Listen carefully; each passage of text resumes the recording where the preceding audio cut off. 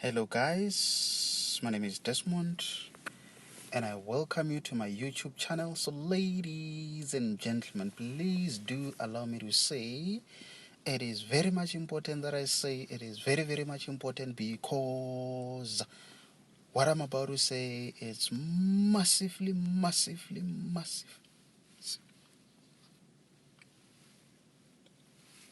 Hey, massively important, ladies and gentlemen, that I say a day without learning something new, it's a day wasted. By so saying, please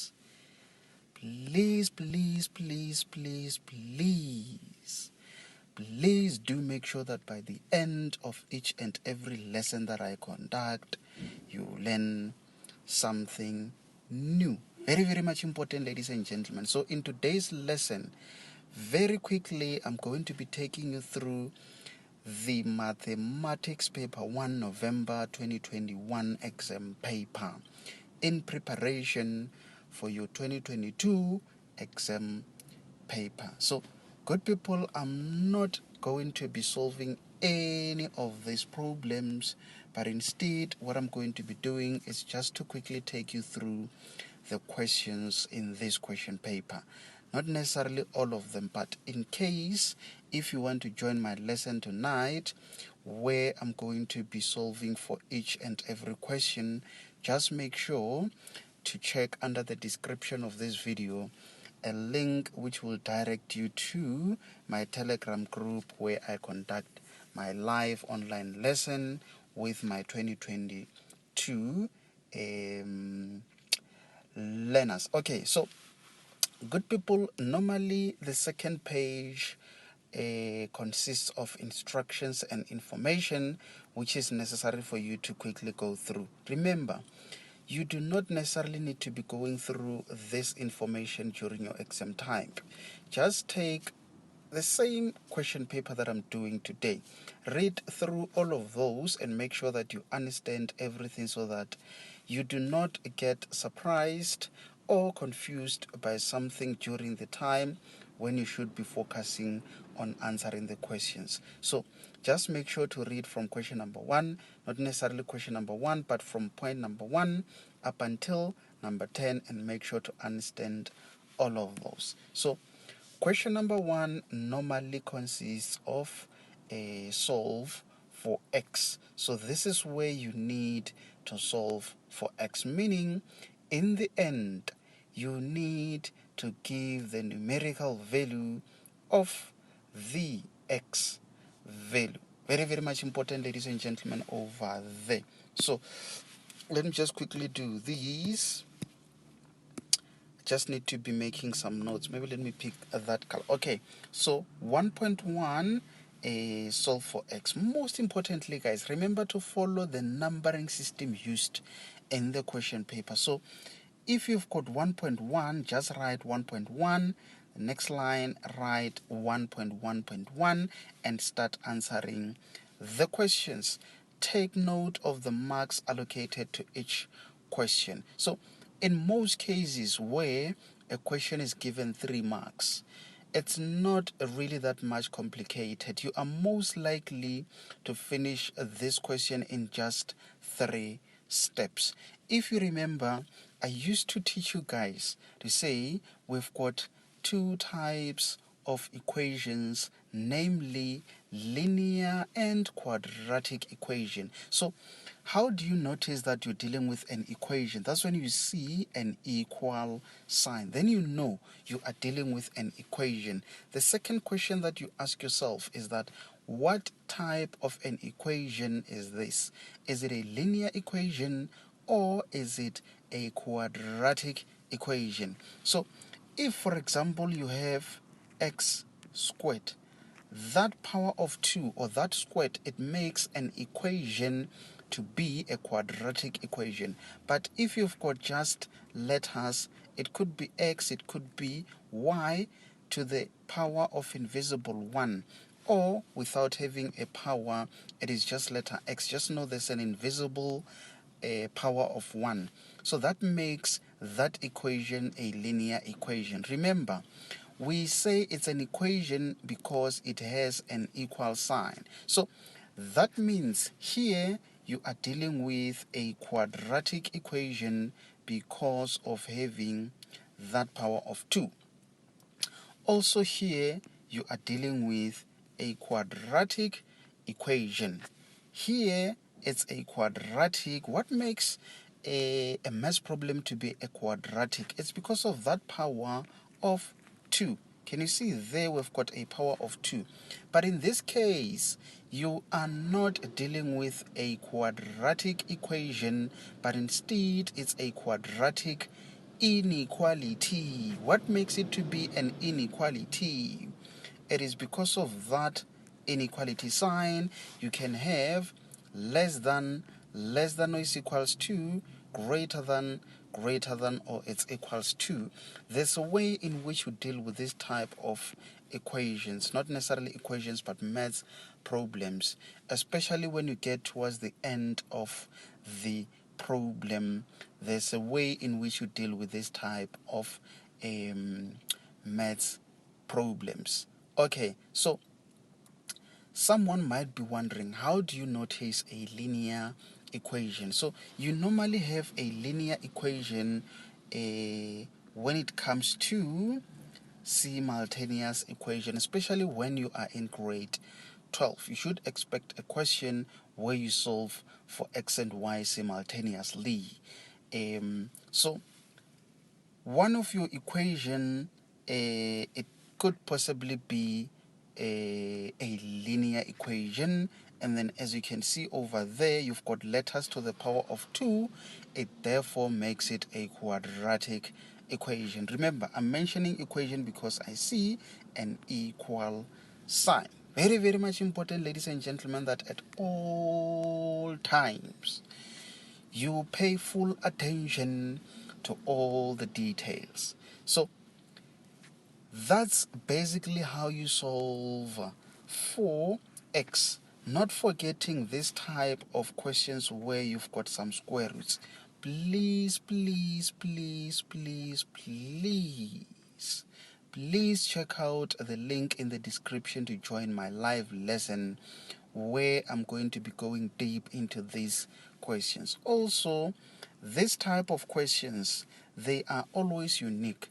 You should at all times expect a complete new question to deal with, because that's where they test your understanding as far as maths is concerned under this section of solve for x.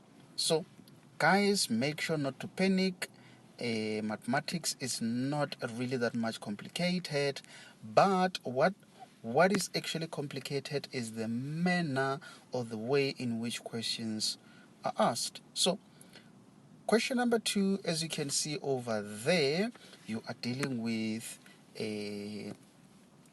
that chapter of a number pattern, sequence and series. Okay, so here luckily they've indicated that you are given a geometric sequence, so you don't need to worry that much about trying to test to find out what type of a sequence it's that. Let's see, here you are actually given a series, so given the geometric series, so remember, you can either have a geometric series or arithmetic series that you must at all times be ready to be dealing with. So, there is a way in which you deal with series. How do you notice a series?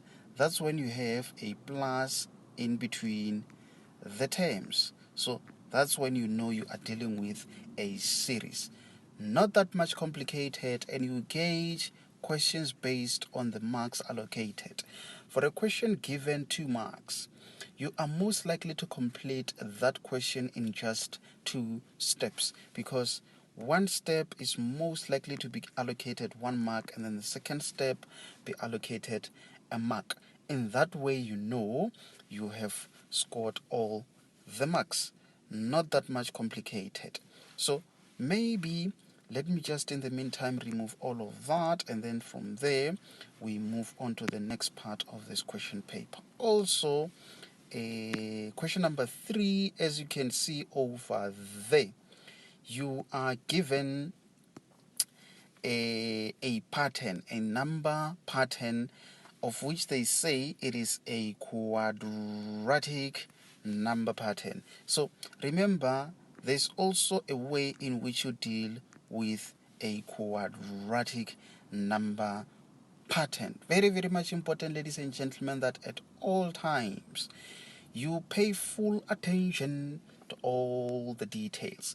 Remember, I did mention that I'm not going to be solving any problem in this quick lesson, but what I'm going to be doing is just to quickly discuss what's in the content of to discuss the content of this 2021 November exam paper of paper 1. So you can see 3.1 is allocated on only a mark, which is an indication that it is not a complicated question that you need to work out.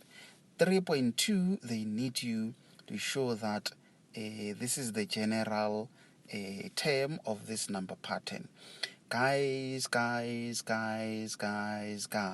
the last time, please do make sure to join my live lessons as from today, or as from the time you notice this video. So for this year, I'm going to be preparing you guys towards your final exams. In case if you view this lesson after exams, just know that every day we do live lessons on Telegram. So just make sure to join my live lessons so that you prepare for your upcoming tests.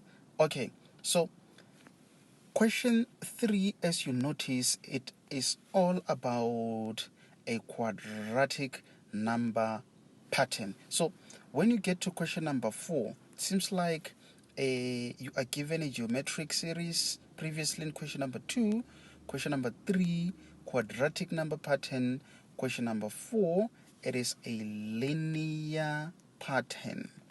I think you are given a lot of marks on this chapter of a number pattern sequence and series. So just make sure that you maximize on these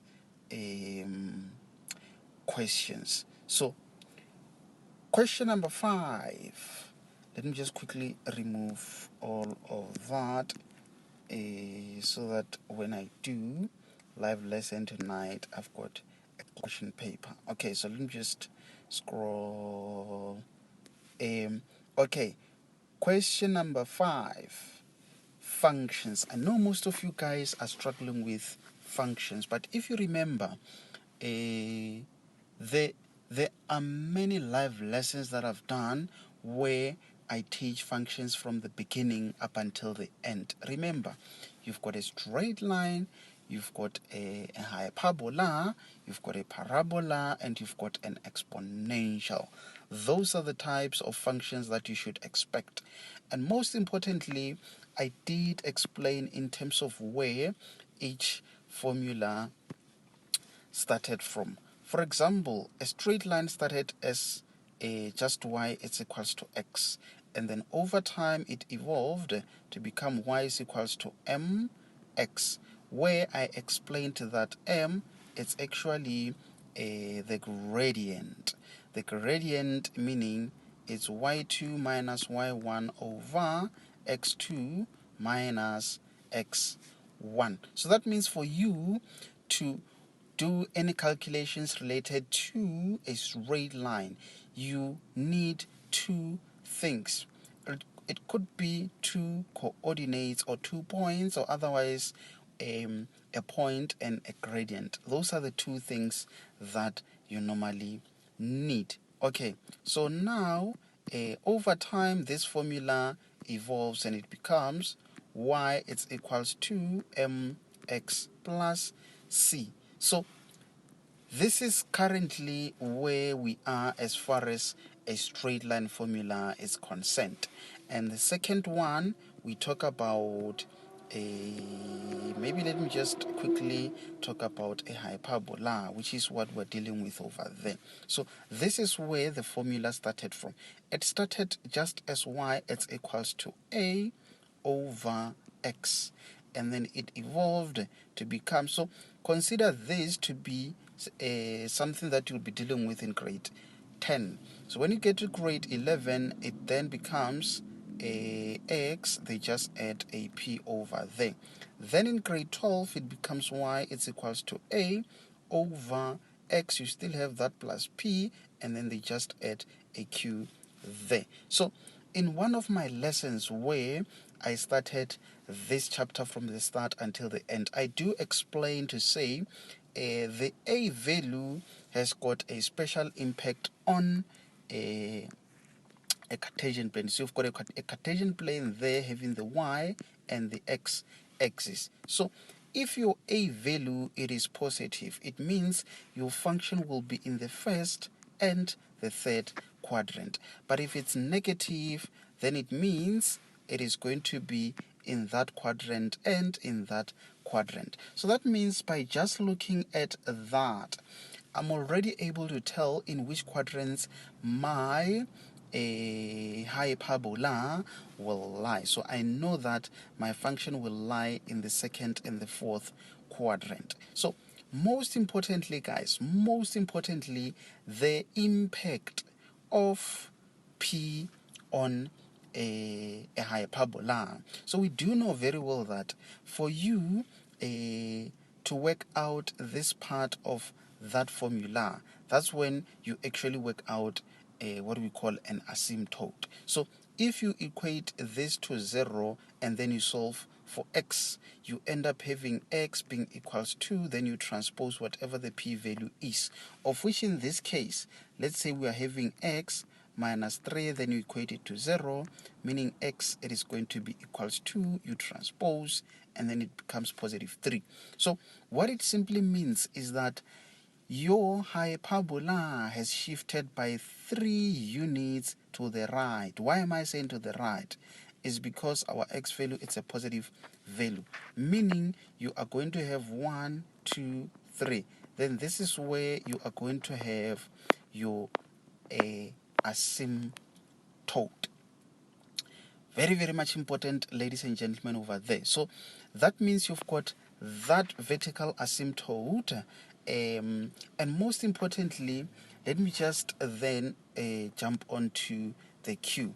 The impact of Q is really to know what is the horizontal asymptote. So we call this one the vertical asymptote because it's a vertical line that crosses the x-axis. So this one for Q, it is called the horizontal asymptote because it is the one that crosses the y value. So it's just a horizontal line, of which in this case it crosses at 1, 2, because there you are having a positive 2.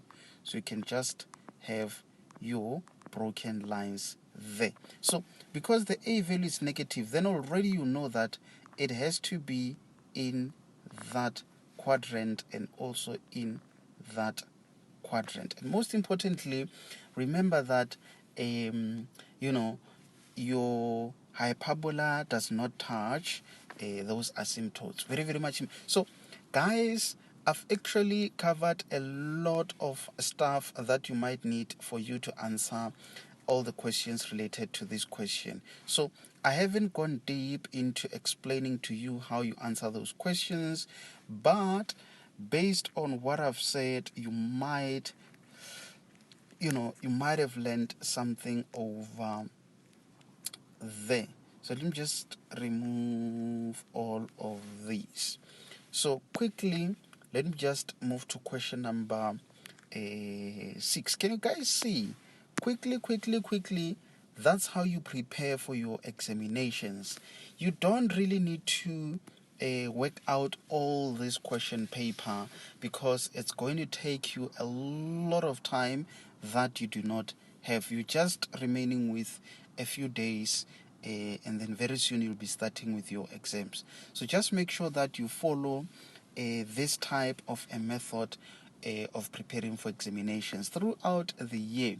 that is the best time for you to be solving and answering these questions. Towards the end, you just browse through the question paper. Very, very much important, ladies and gentlemen. I've always been telling my learners since term 1 that when you deal with exam type of question papers, you don't really need to stress that much. But most importantly, what you do is just to make sure that you browse through the questions. So question number 6, you can see over there that you are given the graph of f, which is log, what is it? It's log, and then you have 4x there, which is also drawn below. And they are saying B, it's a point having the coordinates of k and 2.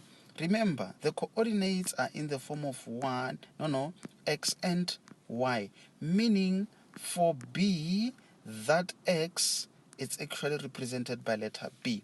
So don't be confused with the letter being B over, what is it? It's K, not B. Let me just remove that and say, don't be surprised when you are having letter K there. You can just assume that letter K to representing the number, which is the x coordinate.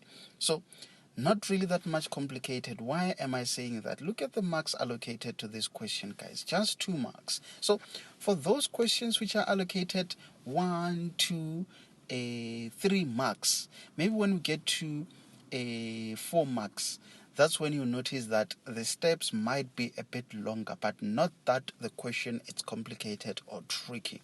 That is why most of the learners, in some questions, they can just score all the marks, maximum marks.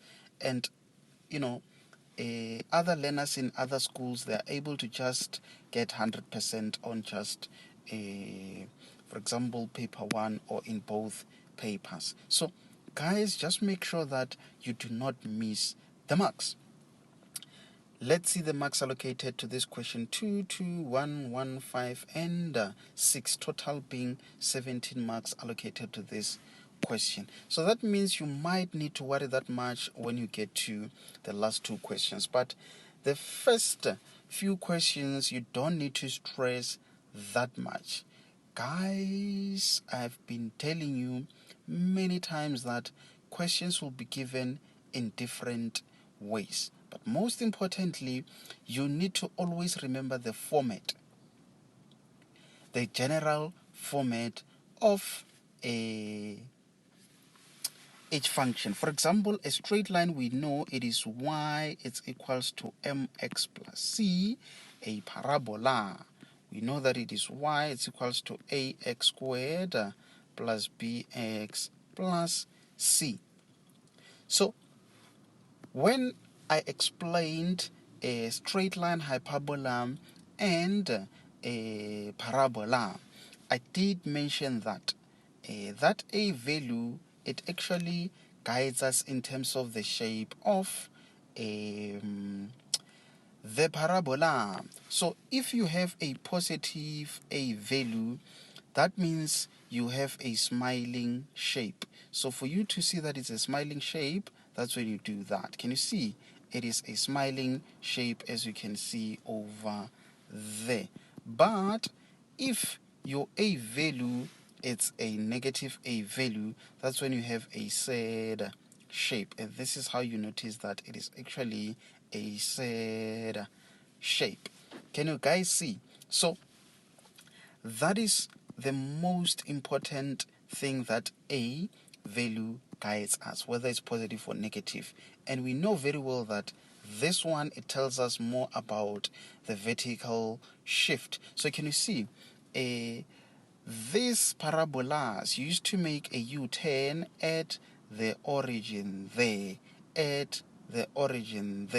but this function can now shift. It can shift vertically, or otherwise it can shift, vertically, shift upwards, or otherwise shifts downwards. So this one, it was actually making a U-turn there, but it shifted downwards from there all the way up to there.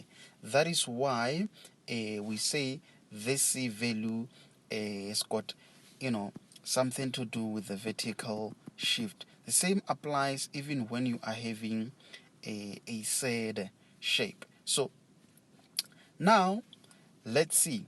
Can you see the format at which that is given? You might need to rewrite it in the way that you know it and say x squared. You do that by that, that by that, this by that, that by that. Then you have x squared, then you have minus 6x, then you have plus 4x. Then you have what is 4 times 6? I think is 24, which is going to be a negative. I'm just not sure of that. But whatever that it is, let's just assume that it is 24. But I doubt. No. Yes, it's 24 because 4 times 5, it's 20. Then 4 times 1, it's 4.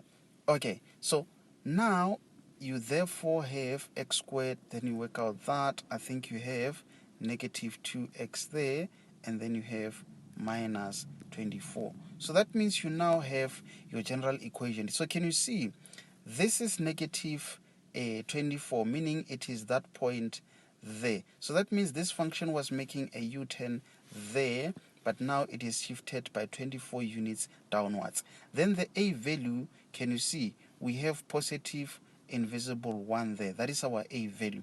So that is why we are having our smiling shape over there. So this kind of information, guys, you don't just answer questions related to either a straight line or a parabola or an exponential or a straight line without you understanding the equation itself. Very, very much important, ladies and gentlemen, over there.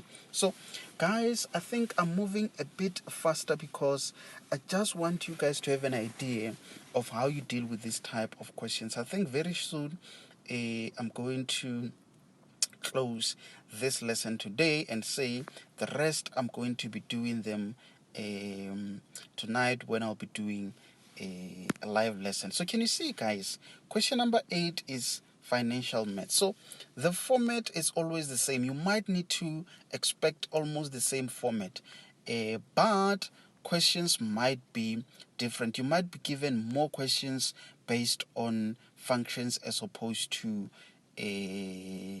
number pattern, sequence, and series.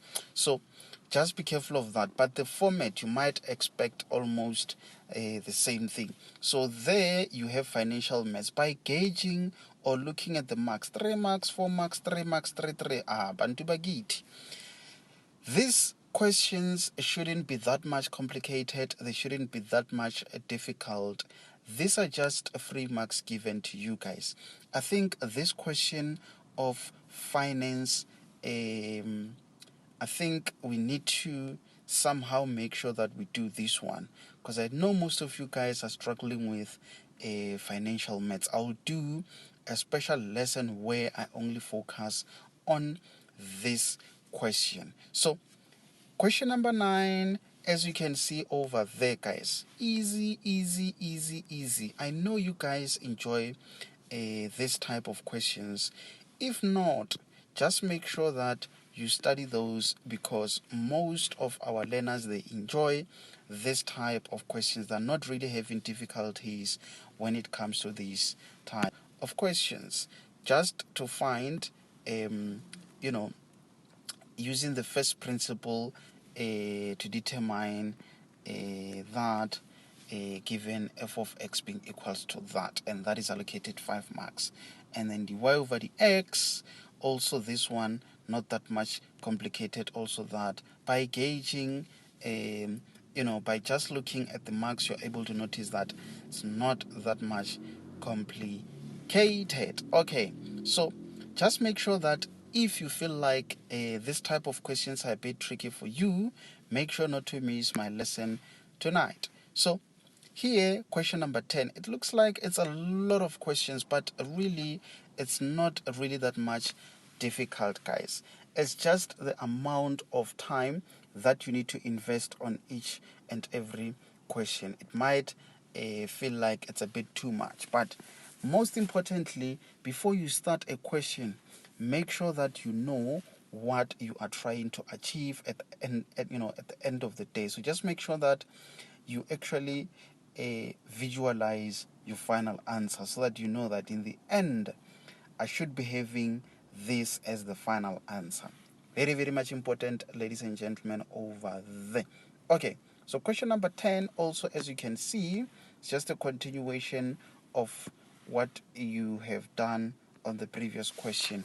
So you are given a graph there, you notice, by having, let's say it's a cubed, x cubed, or x to the power of 3. Then you notice it is not a quadratic equation, but it's something else that you must have learned during the year. Also, not that much complicated, where they want you to show that a is equals to that and that is equals to that, and this is the a and this is the b. So 10.2, you can see it is now 3 marks. The following questions 2, and the last one being 3 marks. So anything given 1, 2, 3, and 4 marks, just know it is not that much complicated. It is just a matter of you knowing what you should do, and then you make use of the allocated time to write down neatly what you're supposed to provide as your final answer. So guys, I'm just not sure if this is the last question or you still have 2 more questions over there. So let's see. Question number 11. After traveling whatever, it seems like we're dealing with statistics here. Let me quickly check. After traveling a distance of that, a person suddenly remembers that he did not close a tap in the garden. He decides to turn around immediately and return home to close the tap. The cost of the water at the rate at which water is flowing out of the tap is 1 point that per hour. The cost of petrol is that rands per kilometer, where x is the average speed in kilometers per hour. Calculate the average speed at which the person must travel home to keep his cost as low as possible. And this question is allocated 7 marks. So these are the types of questions where you might need to think deep and apply your mind. So just make sure also that you don't miss out on a lesson where I'll be solving for that question. Please guys, please make sure not to miss this opportunity, because this is that opportunity that comes once in your life. If it happens that you pass your matric, you might not need this opportunity again. So just make sure that you grab it with both hands so that you enhance your marks. So question 12 being the last question, I assume. This is what I think. This is probability. I'm just not sure also. Yes, it should be a probability. In the previous question, it could be something else. Okay, so here, by just looking at the marks, 1 mark, then we have our 1 mark. 4 marks, it's something that we need to pull in and put it in the pockets. Question 12.1.2, B, 2 marks. And the next question, then the sub-questions, you can see you are given 1 mark, 2 mark, and then 4 marks. Sure. Guys, I think this question is going to be very, very much interesting. I just didn't want to go deep into these questions just so that you don't assume you understand based on my analysis there.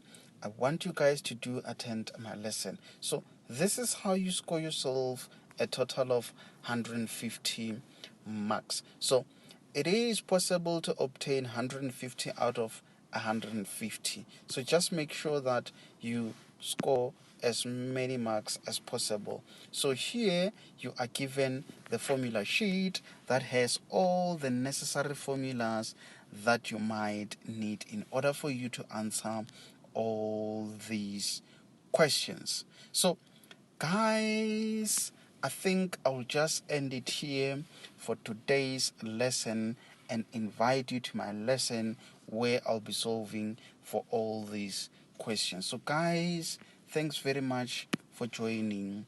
I'm about to now sign out and say my name is Desmond and I'm out.